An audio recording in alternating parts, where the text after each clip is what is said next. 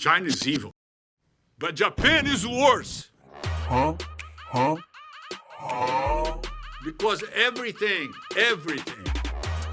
헐. 일본의 악담을 퍼붓고 있는 이 사람, 미국에서 2, 3위를 오가는 철강 회사의 대표입니다.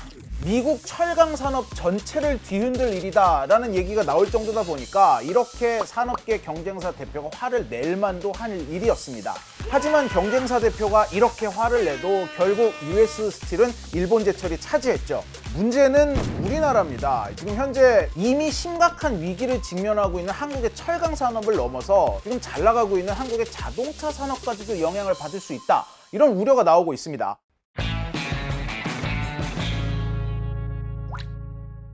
귀에 빡빡히는 이슈 맛집 귀의 빡종원입니다. 세계 철강 산업은 지금 죽어가고 있습니다. 왜? 중국 때문에요. 엄청나게 저가 철강을 전 세계로 밀어내고 있는데 OECD가 작년에 이렇게 말을 했어요. 글로벌 철강 산업이 과잉 생산 때문에 기로에 놓여 있다.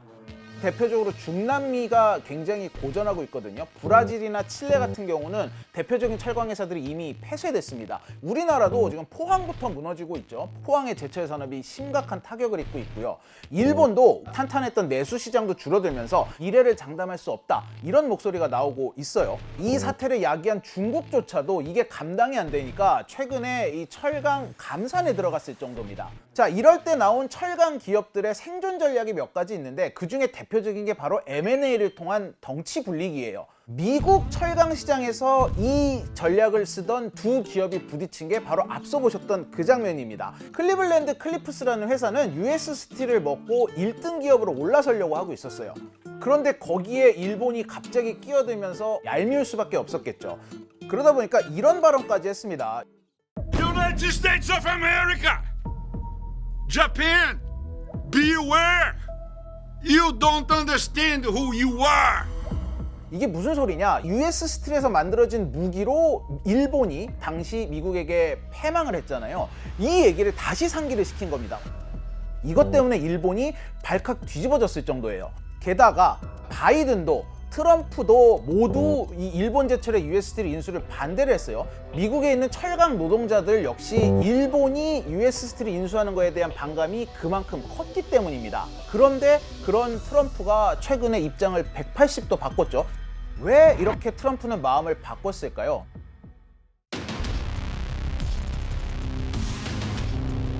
자, 일본은 돈도 자존심도 심지어 경영권까지도 내려놓고 US 스틸 인수에 진심으로 임했어요. 일본 제철이 US 스틸을 인수하기 위해서 내놓은 금액이 141억 달러, 우리 돈 20조 원 정도 됩니다. 인수를 한 후에 20조를 더 투자를 하겠다고 약속을 했어요.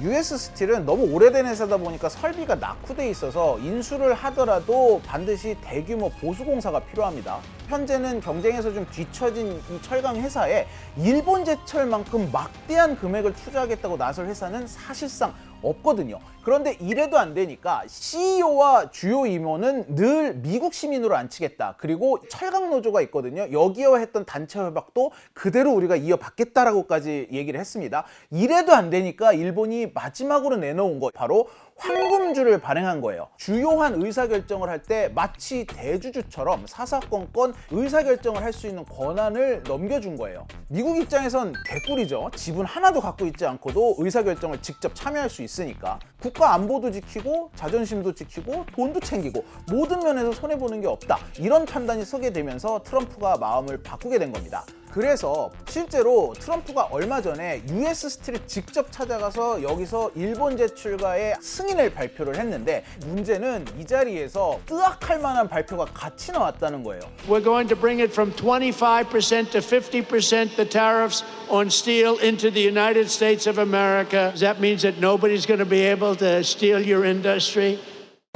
이게 왜 이런 발표를 했을까? 그것도 US 스틸에서 불안한 마음을 가지고 있을 미국의 철강 노동자도 달래고 40조를 투자하기로 한 일본에게 미국에 투자하면 이렇게 우리가 지켜줄게, 이런 생색을 내는 메시지도 포함되어 있었다.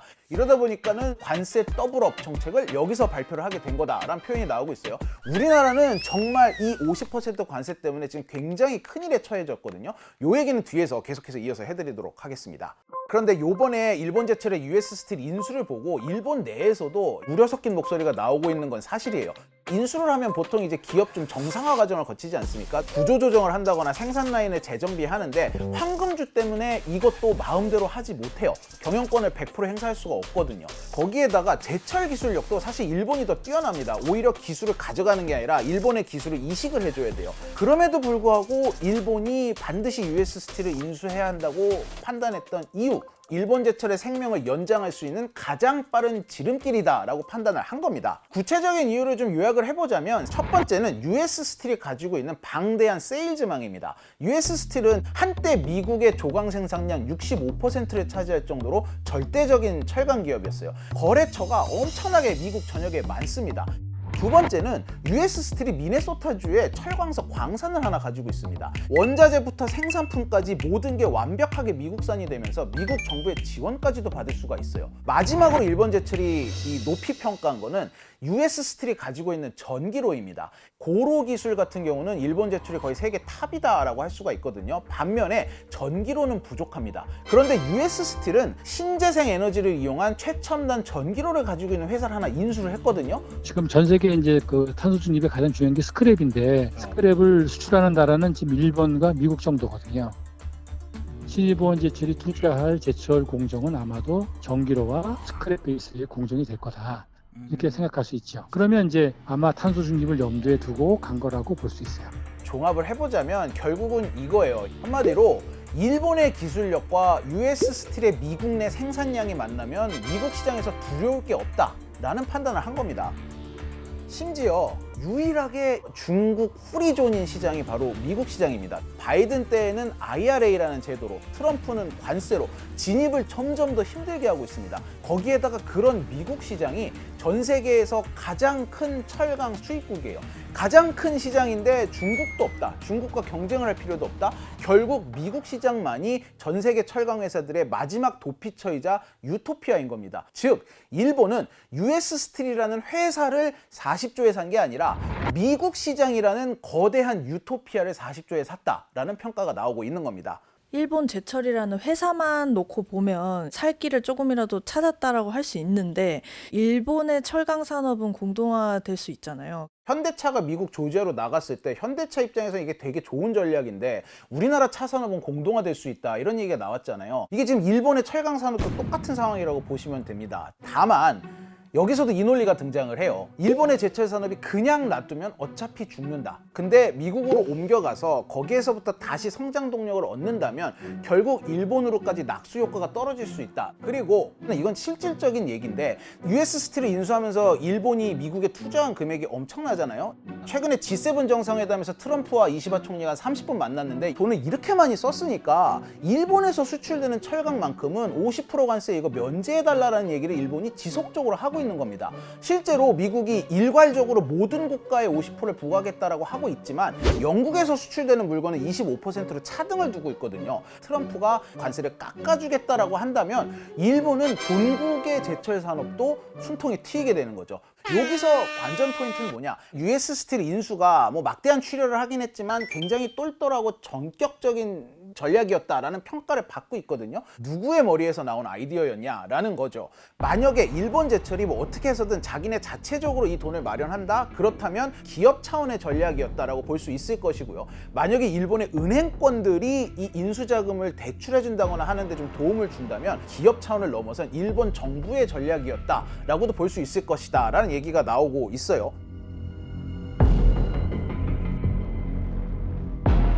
미국 시장만이 마지막 희망이다라는 거를 다른 철강 기업들도 하고 있었을 것 같은데 우리나라 기업은 어떻게 된 건가요? 사실 한국 철강 기업은 전략이 좀 달랐습니다. M&A 방식으로 지금 일본 제철이 US 스틸을 인수한 거잖아요. 근데 한국, 특히 현대제철 같은 경우는 미국에 직접 진출을 선택했어요. 왜냐? 현대차가 현재 미국에서 굉장히 잘 나가고 있고 판매량도 계속 늘어나고 있잖아요. 아예 엄청난 규모의 자동차 공장을 미국에다가 세웠습니다. 즉 미국 시장에 현대제철이 같이 따라갔을 때 굳이 새로운 생산망을 바로 뚫지 않아도 그냥 일단 현대차에 납품하는 것만으로도 충분히 시장성이 나오는 거예요. 그런데 일본 제철의 US 스틸 인수라는 독병을 만나게 된 거예요. 왜 그러냐 하면은 최근에 제철업계에서 가장 고부가가치품으로 내세우고 가장 기술력이 필요한 제품으로 내세우는 게 자동차 강판 중에서도 전기차용 강판들입니다. 전기차에는 크게 강판이 두 가지가 들어가요. 외장재와 모터에 들어가는 강판입니다. 이걸 만들어내는 게 굉장히 높은 기술력이 필요하거든요. 루이지애나에 들어서는 현대제철소에서 이걸 만들겠다는 거예요. 현대제철의 루이지애나 제철소를 보면은 여기서 생산할 수 있는 강판의 양이 270만 톤인데 이 중에 120만 톤은 현대자동차가 쓸 거고요. 나머지는 미국에 있는 다른 기업에 팔겠다는 전략을 갖고 있거든요.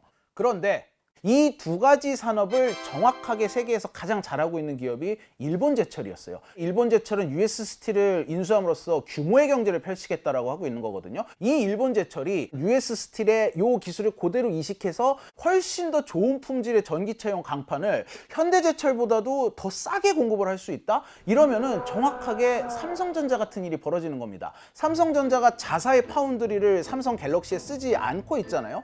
현대차가 제철까지 돈을 들여서 만들어놨지만 일본 제철이 먹은 US 스틸로부터 공급받는 게 품질도 좋고 싸다 하면은 결국은 이 현대제철이 무용지물이 될 수가 있는 거죠. 포스코가 현대제철 이제 미국 나갈 때 뭐 투자를 한다고 했었던 것 같거든요. 지금 어떻게 되고 있나요, 포스코는? 우리나라 제철 1항은 사실 포스코죠. 포스코는 이제 전 세계 10위 안에 드는 8위의 기업이고 일본 제철의 기술력도 상당히 많이 따라잡은 회사입니다. 변압기에 들어가는 전기 강판, 이게 진짜 기술의 핵심인데 포스코는 이것까지도 만들고 있어요. 이러다 보니까 포스코의 전략이 저는 굉장히 궁금했습니다. 포스코는 글로벌 전략이 있긴 있겠죠. 근데 문제는 현재 있는 미국에 관계되는 거와 신일보원제철의 전략을 보고 어떤 전략을 갖고 있는지는 저도 잘 모르겠습니다. 지금 JSW라는 회사와 뭐 합작하겠다고 5대5를 하겠다고 지금 MOU를 맺었으니까 인도 시장을 주목하는 것 같습니다.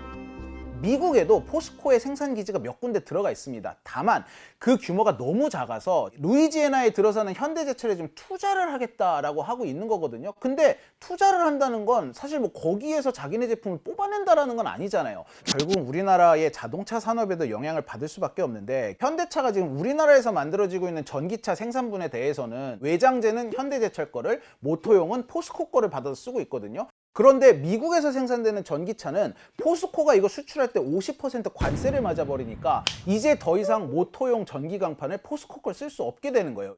즉 우리나라는 이 일본의 결정으로 인해 일본의 철강에 종속이 되는 결과를 가져올 수도 있다. 이 현지화 전략으로 이 어려움을 뚫어보겠다는 자동차 산업의 전략마저도 흔들릴 수 있다는 얘기가 나오는 거죠. 일본은 기술적으로 좀 고부가가치 제품 쪽으로 올라갔어요. 근데 이제 한국은 산업이 이제 성숙해지고 이제 경제 성장도 이제 더뎌지고 하니까 수요 정체가 일어나는데 또 중국이 일어나면서 이제 쫓아오기 시작을 했고요. 한국의 철강 산업이 좀 샌드위치가 되어 있는 형국이 아닐까. 나아질 수 있는 모멘텀을 사실상 지금 현재로서는 잘 보이지는 않는 것 같고요. 그런 부분이 더 걱정이죠, 사실. 한국도 살 길을 여러 방면으로 찾고 있지만 굉장히 암울한 게 사실입니다. 포항이 산업이 멈춰가고 있는 상황인데 이 정도가 된 결정적인 이유는 사실은 뭐 현대제철이 미국으로 나가서가 아닙니다. 결국은 중국 때문입니다. 지금 중단이 된 공장에서 생산하던 대부분의 품목은 H빔 같은 건설용 자재거든요. 철강 제품 중에서도 건설 자재는 대표적인 내수용품입니다. 그런데 우리나라의 대부분의 건설사는 관공서를 짓든 아파트를 짓든 중국 제품을 사다 쓰고 있어요. 이게 시장의 원리죠. 싼 거 갖다 쓰는 거 어쩔 수 없습니다. 그런데 전문가들은 여기서 굉장히 좀 피를 토합니다. 한 나라 산업의 근간이자 그 나라의 국가 안보와 직결된 산업인데 이런 철강을 자유시장 경제에 맡기는 나라가 도대체 어디 있느냐는 거예요. 철강사들이 계속해서 중국산 제품에 대한 반덤핑 조사를 해달라고 요구를 굉장히 오랫동안 해왔는데 이게 최근에서야 받아들여진 거예요. 다른 나라 다 하는데 왜 우리나라만 못하냐, 이런 불만의 목소리가 많았거든요. 근데 그 이유를 간략하게 설명드리면 2000년도에 마늘 파동이라는 게 있었죠. 중국이 마늘을 덤핑으로 막 넘기면서 마늘 농가가 다 죽어나가니까 우리나라에서 이 중국산 마늘에 대한 반덤핑 조사를 했습니다. 중국이 자국산 마늘에 대한 우리 정부의 긴급 수입 제한 조치에 맞서서 우리 휴대전화기와 폴리에틸렌 수입을 잠정 중단하는 보복 조치를 발동했습니다. 지난해 우리나라의 중국산 마늘 수입액은 900만 달러지만 중국이 수입 중단시킨 휴대전화기와 폴리에틸렌 수출액은 5억 1,200만 달러나 됩니다. 마늘 시장 지키려다가 전략 품목 시장이 날아갈 뻔한 공포를 이때 겪었거든요. 이러다 보니까 이번 철강 반덤핑 조사 자체를 굉장히 신중히 하게 됐고, 그나마도 철강이라는 게 너무 부피도 크고 무겁다 보니까 제대로 진행되고 있지도 않다고 하더라고요. 중국의 통상 보복이 두려운 만큼 우리도 계획을 세워서 좀 대비를 해야 되는 게 아니냐, 이런 아쉬운 목소리가 나오고 있습니다. 우리나라를 중국의 철강 우회 수출 국가로 계속 지금 좀 지목을 하고 있어요. 그래서 항상 중국이 걸리면 한국이 따라 들어가고, 최근에 이제 중국산 수입제에 대해서 우리가 한 번도 이제 그 브레이크를 못 걸다가 이제 브레이크를 걸기 시작을 했거든요. 그런 부분들도 우리가 좀 필요할 필요가 있다. 일본이 관세를 어떻게든 허물어 보려고 저렇게 노력을 하고 있는데, 우리나라는 그동안 지난해 12월부터 정부가 멈춰 있어서 제대로 된 협상조차 못했죠. 이제 새 정부가 출범했고 미국과 지금 정상회담을 하는 걸 조율하고 있다고 하지 않습니까? 지금 논의해야 될 게 너무나 많지만 철강 관세에 대한 논의가 가장 시급한 논의 중에 하나가 아닐까 싶습니다.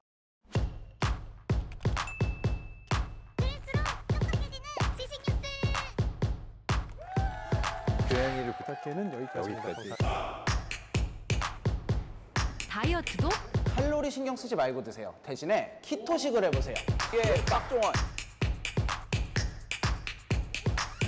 스브스 프리미엄 지금 다운로드하세요.